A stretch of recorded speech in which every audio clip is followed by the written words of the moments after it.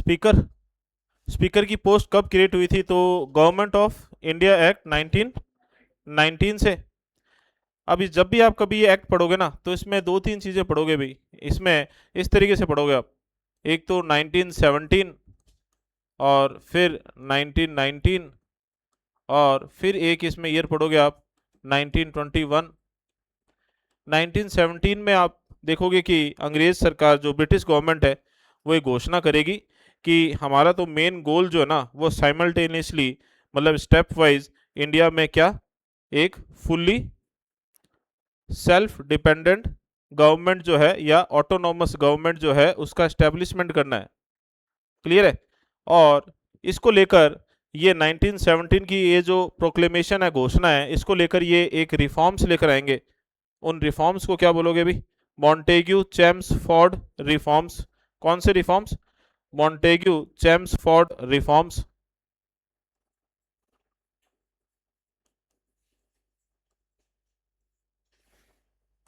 Montagu कौन है?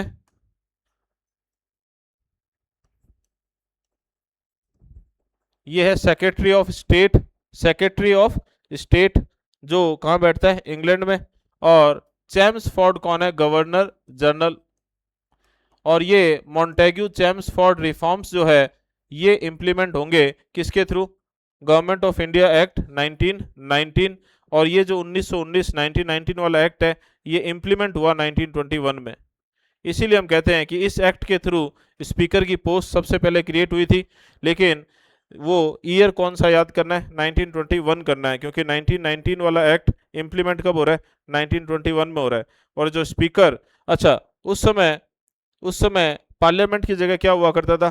Central legislative, ठीक है भी, सेंट्रल लेजिस्लेटिव काउंसिल। क्लियर है भी? और इसको प्रिसाइड कौन करता था? गवर्नर जनरल करता था। कौन करता था? Governor general. लेकिन 1921 से ये सिस्टम चेंज कर दिया। अब इसको प्रिसाइड कौन करेगा?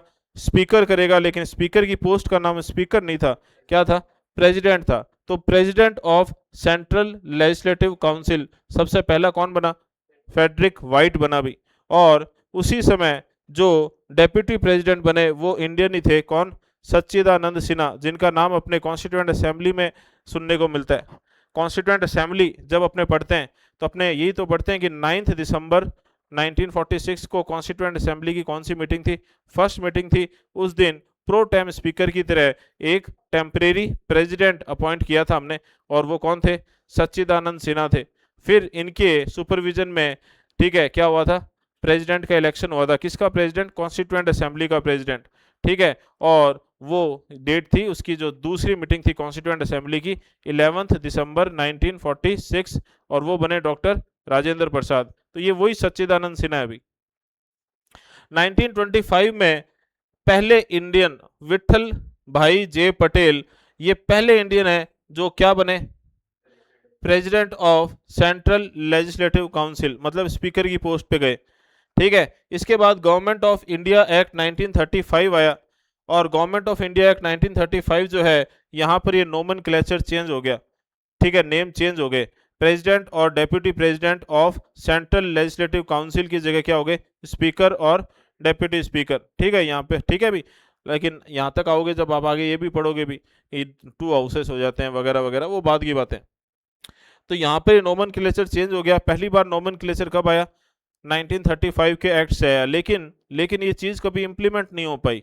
जब 1935 का एक्ट पढ़ोगे आप, या उस समय की बातें पढ़ोगे, तो आप यही पढ़ोगे कि 1935 के एक्ट से जितनी बातें प्रोविंशियल लेवल पर, जितने प्रोविजंस प्रोविंशियल लेवल पर लागू हुए थे या उनके लिए थे, वो सारे तो लागू हो गए स्टेट वाले। लेकिन सेंटर वाला कोई भी प्रोविजन लागू ही नहीं हुआ। क्यों नहीं हुआ? क्योंकि उसमें अंग्रेजों ने 1935 के एक्ट के थ्रू एक फेडरल बनाया था। अभी एक क्या बनाया था? इंडियन फेडरल बनाया था, जिसको प्रिंसली स्टेट्स ने कभी ज्वाइन ही नहीं किया। इसलिए सेंटर वाली चीज़ कभी कोई इंप्लीमेंट हो ही नहीं पाई। इसीलिए 1935 से पूछते हैं 1947 तक सेंटर का एडमिनिस्ट्रेशन कौन से एक्ट से चला था? तो वो चला था 1919 के एक्ट से। क्योंकि 1935 की कोई भी चीज़, फेडरल चीज़, या कहें तो सेंट्रल गवर्नमेंट को लेकर जो भी चीज़ें थी, वो कभी इंप्लीमेंट हो ही नहीं पाई। ठीक है। प्रोविंशियल लेवल पर, स्टेट लेवल पर जो चीजें थी एडमिनिस्ट्रेशन, वो कौन से एक्ट से चला? वो 1935 के एक्ट से चला। लेकिन सेंटर वाली चीजें 1919 के एक्ट से चली। इसलिए ये नाम कभी आए ही नहीं। ये नाम हमेशा प्रेसिडेंट और वाइस प्रेसिडेंट, या सॉरी वाइस नहीं, डेप्यूटी प्रेसिडेंट ही बने रहे। ठीक है भाई। लेकिन कह सकते हैं कि ये नाम आए किससे? 1935 के एक्ट से। इसके बाद में हमारी जो कॉन्स्टिट्यूएंट असेंबली बनी, तो अभी हमने कहा भी उसके प्रेसिडेंट कौन बने? डॉक्टर राजेंद्र प्रसाद। लेकिन 1947 के बाद में ये ड्यूअल काम करने लगी। ये कॉन्स्टिट्यूएंट असेंबली की तरह भी काम करती थी और इंटरिम पार्लियामेंट की तरह काम भी करती थी। जब ये कॉन्स्टिट्यूएंट असेंबली की तरह काम करती थी तो इसको प्रिसाइड कौन करते थे? डॉक्टर राजेंद्र प्रसाद, जो आगे चलकर हमारे देश के फर्स्ट प्रेसिडेंट भी बनेंगे। लेकिन जब ये इंटरिम पार्लियामेंट के तौर पे काम करती थी ना, तब इसको प्रिसाइड कौन करता था? तब इसके प्रेसिडेंट कौन होते थे? जीवी मावलंकर। और आगे चलकर जब लोकसभा बनी पहली बार 1952 में, तो उसके फर्स्ट स्पीकर भी यही जीवी मावलंकर थे भी, और डेप्यूटी स्पीकर थे अनंथा सायनम आयंगर। और यही अनंथा सायनम आयंगर जो है वो सेकंड स्पीकर भी बनेंगे किसके? लोकसभा के। प्रेजेंट 18th लोकसभा के स्पीकर कौन है? ओम बिरला। कौन है भी? ओम बिरला। कहां से, किस कॉन्स्टिट्यूएंसी से बिलोंग करते हैं ये, मतलब कहां से जीत के आए? कोटा से।